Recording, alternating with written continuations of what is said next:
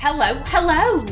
My name is Callista, and welcome back to When the Night Comes. In the last episode, we finished off chapter 2.5. It actually wasn't chapter 3.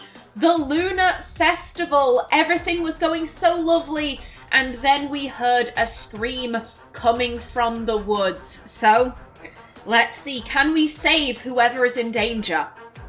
The cold winter wind whips against my skin as I run as fast as I can, sinking deeper into the ominous woodland that surrounds Lunaris. I'm hot on Piper's heels, and she's determined and hyper-focused, as am I. There's nothing like the hunt. The way my instincts drive every feeling, my senses sharpened to a knife's edge. My every thought is fixated on winning, and only winning. I can think of nothing else but finding the source of the distress. A terrible sense of dread swirling deep in my gut. The woods are teeming with every hunter and enforcer Lunaris has to offer. Each and every one of us silently hoping that this isn't what we think it is. No, this is what we think it is. They said in chapter 1 that a body has turned up every 7 days, and the last body had been found 6 days prior. So like this someone's gonna be dead. A hunter is gonna be dead. Like, I guarantee it. That this isn't the 5th victim that we've all been expecting. Another of our comrades targeted and slain so brutally and without an apparent motive. Killed simply for doing their job, protecting humankind. I'm going to admit, Camille is reaching a little bit. We don't know why hunters are being targeted. We don't know if they're being killed for doing their job, or maybe these could have been scumbag hunters. Like, Camille mentioned that there are some hunters who are less scrupulous, who enjoy killing creatures kind of for the sake of it, even if the creatures don't mean them any harm. Maybe these are dickhead hunters that are being targeted. Who knows? My feet pound the frost-crisp grass. Tall trees with gnarled branches that curl inward like talons, almost naked from winter's grasp, looming high above us. I spot eyes glowing in the darkness, but I quickly realise that they're carved messily into the rickety tree trunks. They glow ominously as another gust of wind blows. I swear I see them blink. I make a mental note to remind myself to return to investigate, though I'm sure they're nothing new. Not in a town like this. Piper skids to a stop, her fingers diligently hovering just above the handle of each of her daggers that sit safely in the holster at her back. Ooh! What is it? It was H. Oh, that is nice! That is very nice. Also, who has been carving these eyes? That's not right. Did you hear that? A quiet but obvious whisper echoes amongst the trees. A pained groan from something unquestionably inhuman, from a creature. I did. Her fingers twitch. So do mine. Eyes narrowed, every sense razor sharp and zoned in on that singular point. It feels young and inexperienced. It's beneath our skill level. Beneath us. If you say so. She says it with such a confidence, but her guard is still firmly up. The duo of wide-eyed hunter sergeants that have been ordered to tail us arrive at our side, their cheeks rosy from the harsh bite of the wind. Major? Piper opens her mouth to respond, but she pauses, looking to me. You're the highest rank here, General. Do we move on and let these two handle it? Or do you fancy working out some tension? Oh. Leave it to them. Work out some tension. Ooh. Oh god. So I will say, we got a warning at the end of the last episode. Anything with fight will lead to scenes of, violence and blood and gore. So, viewer discretion is advised. I'm not overly triggered by that, so that doesn't really concern me. Here's the thing. Oh, hello. Pardon me. 1 second. Okie doke, sorry about that. Oh god, now I need to remember what was going on here. My boyfriend is coming to visit me. By the time you see this, I will be on vacation. My American boyfriend coming over to the UK for the first time.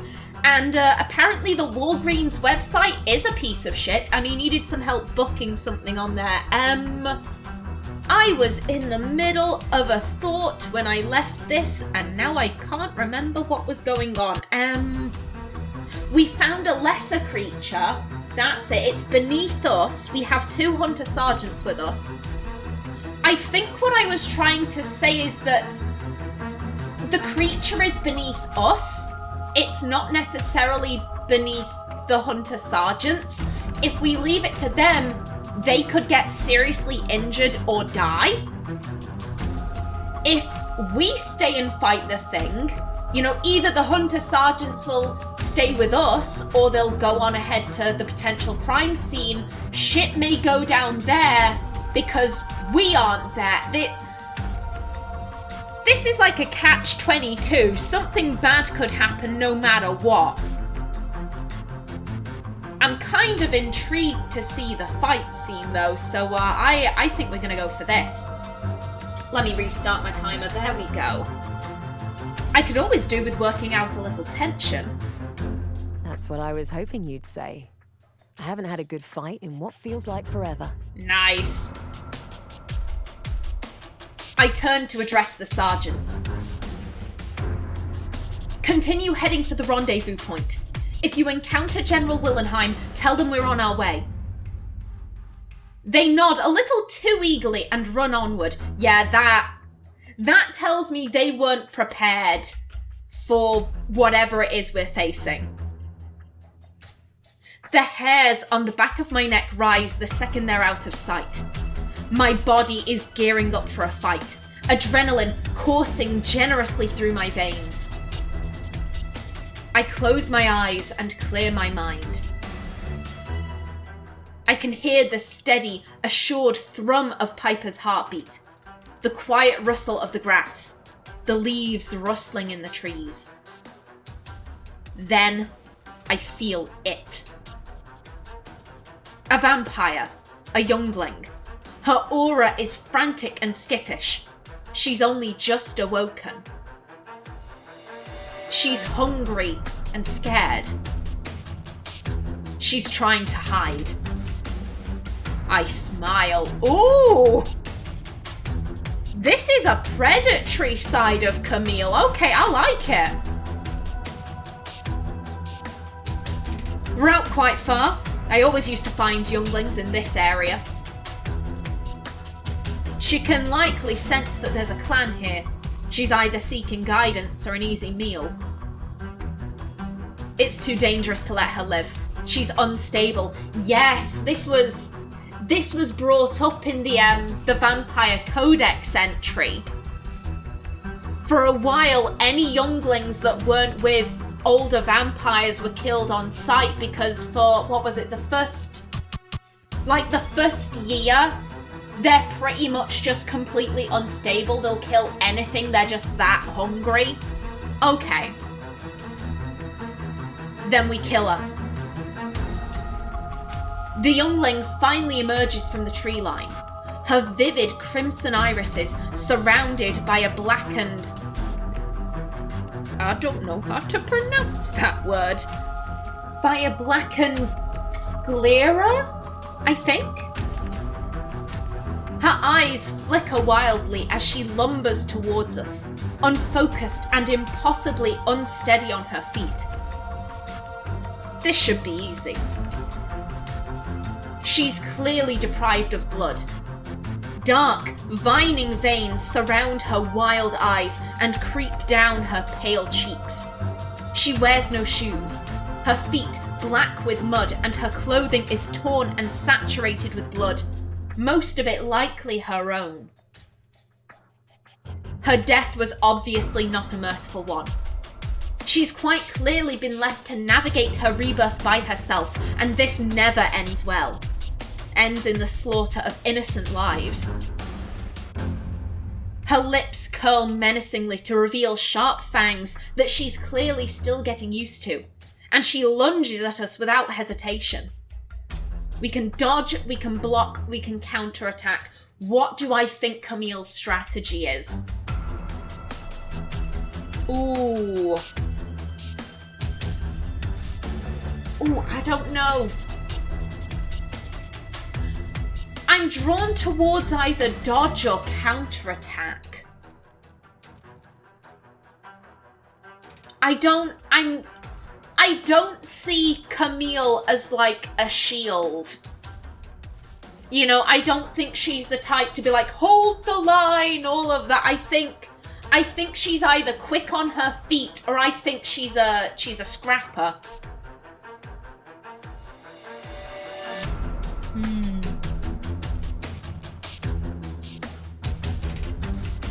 It has been a while since I played someone who liked a good scrap.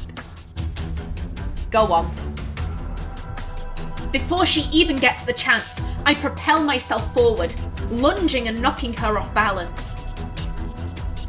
I watch her stagger, her newly broken fangs bared as she scrambles on shaky legs to steady herself.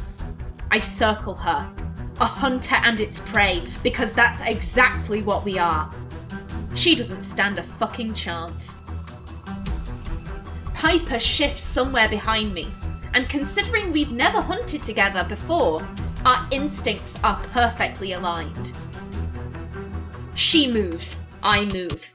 It moves. We attack.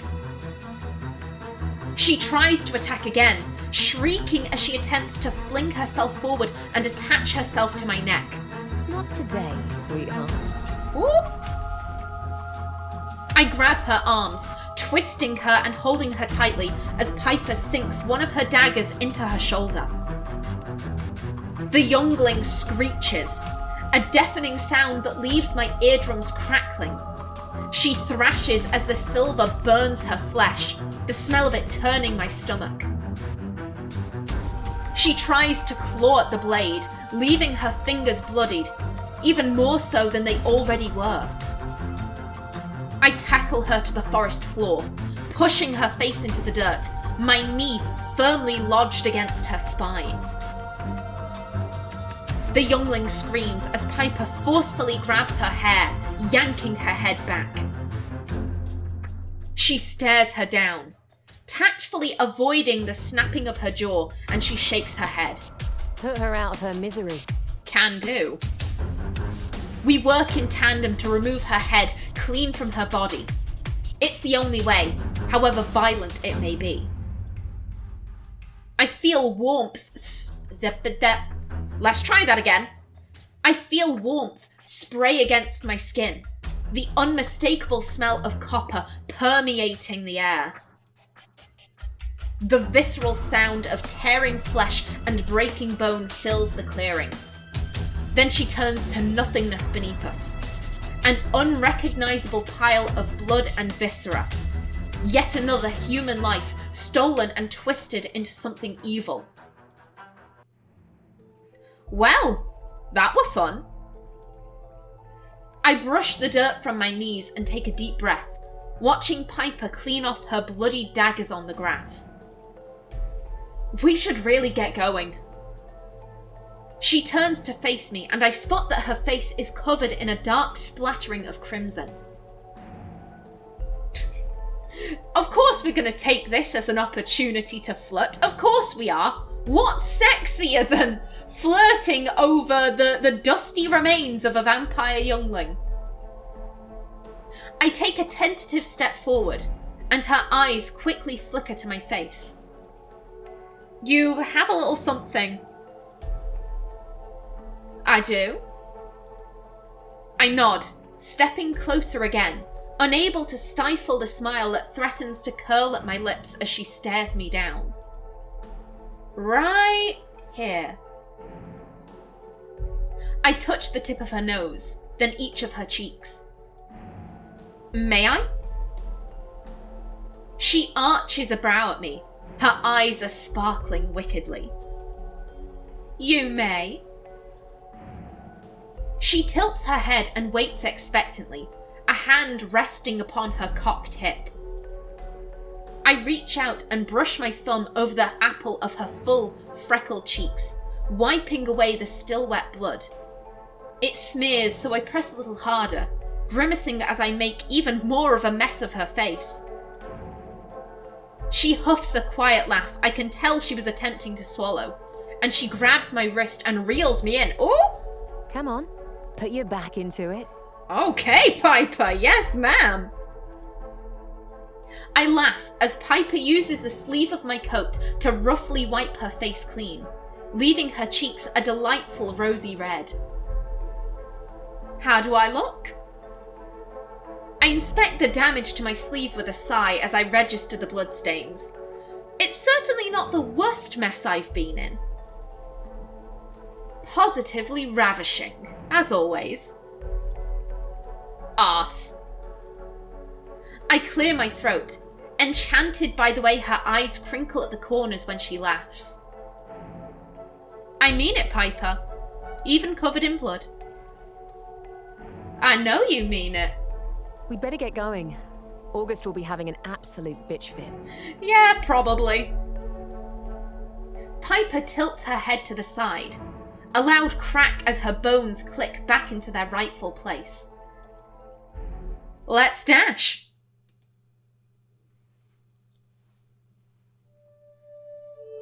It's easy to tell what we're dealing with as we draw nearer to the scene. Dozens of hunters and enforcers of varying ranks saturate the small clearing, the majority of them still dressed in their festival attire, much like Piper and I. We spot a retrieval team emerging from the tree line. Their faces are pale and drawn. It's then that I know. They didn't make it. You're here. They look strangely relieved to see me. The way we had to part on the beach was less than satisfactory. Especially after whatever that was that transpired between us. I try not to think about it. It's not the time or place. But the fond way they gaze at me tells me they long to reach out and touch me. Oh, my heart! This really isn't the time. We're at a crime scene. Now is not the time, but oh! I love that the game remembers. I didn't think that it would. Oh! I love this. I love this. To make sure I'm real. That I'm alive. I feel it too. We ran into some trouble on the way, but we took care of it. I gathered that's why you were so late. It's fine. Obviously, such things cannot be prevented. It's not good news, as I'm sure you can tell. Do we know who the hunter was? My heart sinks.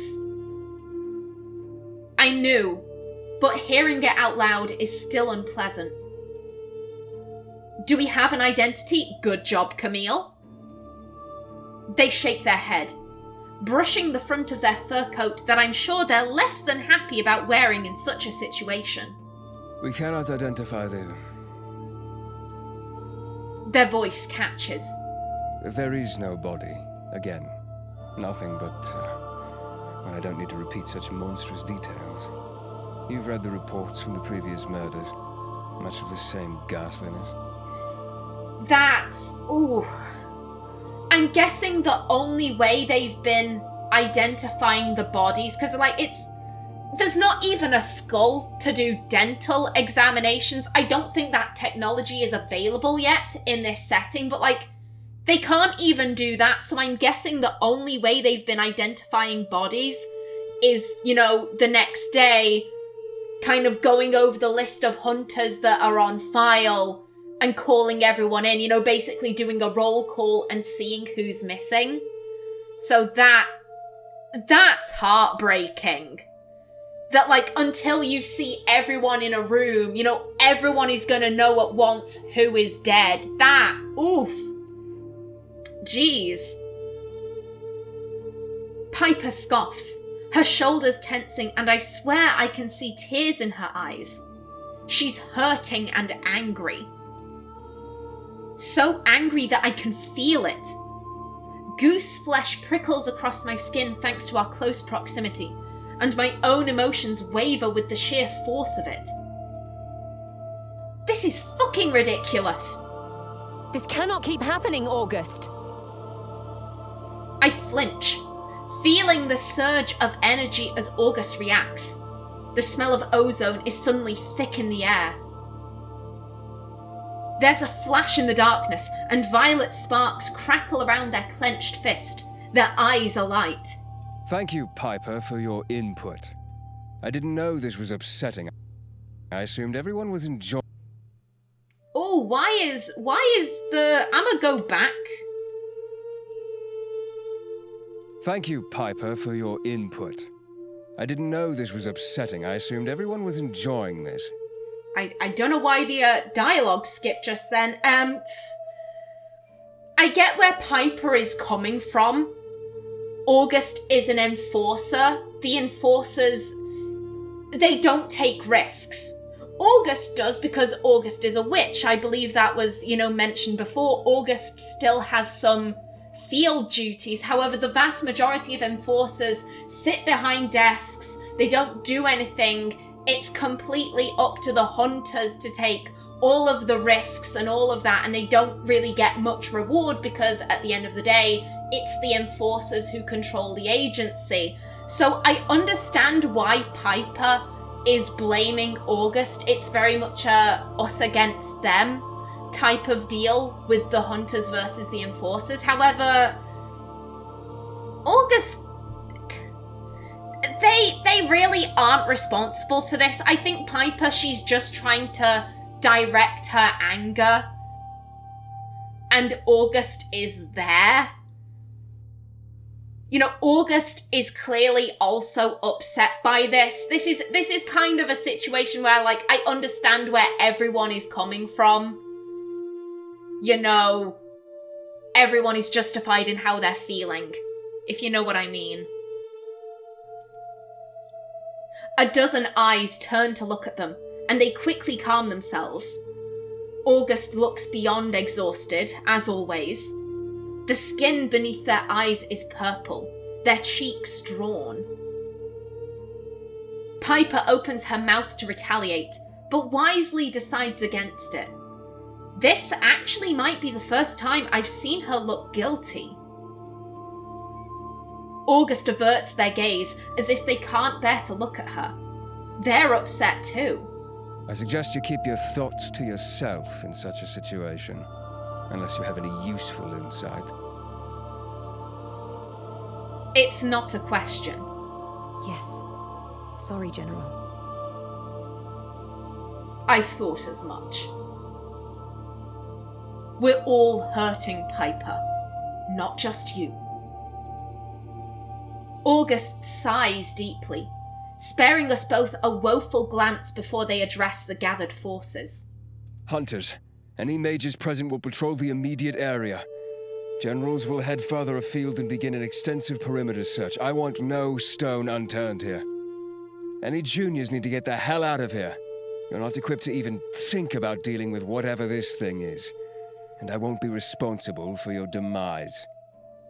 Anyone else present is to report back to headquarters immediately. We'll need people on the ground in order to reassure the townsfolk. I don't want this causing widespread panic. It's damage control time.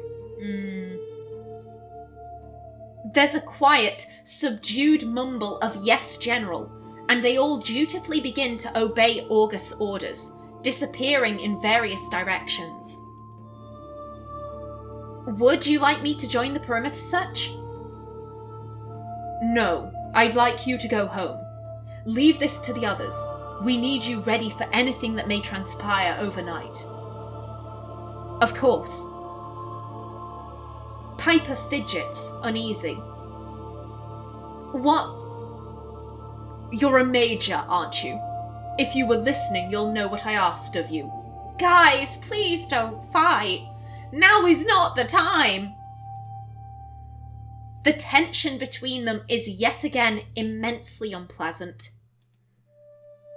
Of course, General. She should have expected such a response, and I wonder if she'll ever learn. Or maybe she's hoping to rile them up. I can't tell. She throws me a quick, pitiful glance before she glares at August and turns to join her comrades. Later.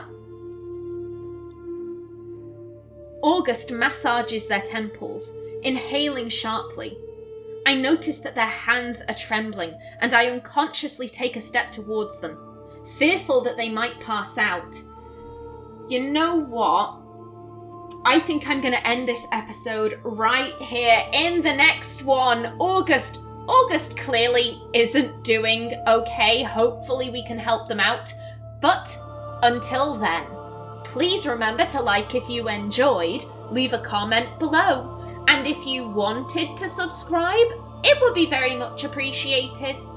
I've been Callista. Thanks for watching, and see you in the next episode.